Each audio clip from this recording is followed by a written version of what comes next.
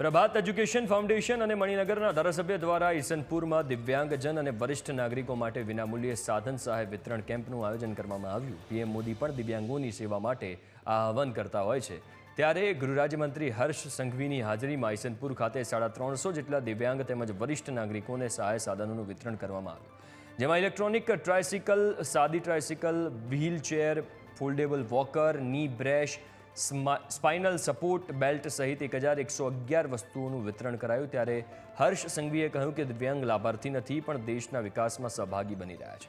ખેલ મહાકુંભમાં શ્રેષ્ઠ પ્રદર્શન કરીને દિવ્યાંગોએ પોતાની શક્તિ બતાવી છે।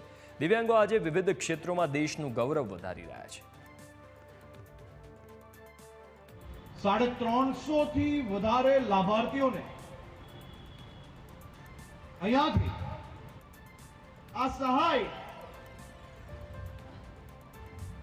એ તમારા જીવનમાં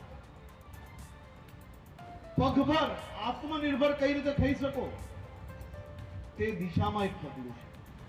ખેલ મહાકુંભના દિવ્યાંગ સ્પેશિયલ જે ખેલ મહાકુંભ થાય છે તેમાં રમતા જોયા છે।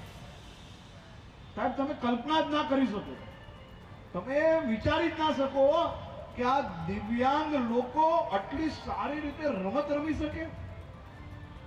એને કંઈક ને કંઈક ખોટ હોવા છતાં એ ખોટને ભૂલાવીને એના મનમાંથી, એના મગજમાંથી બહાર નીકાળીને તમારાને મારા કરતા બી વધુ શક્તિશાળી રીતે રમત રમતા જ્યારે જોઈએ ત્યારે મનને ખૂબ આનંદ થાય।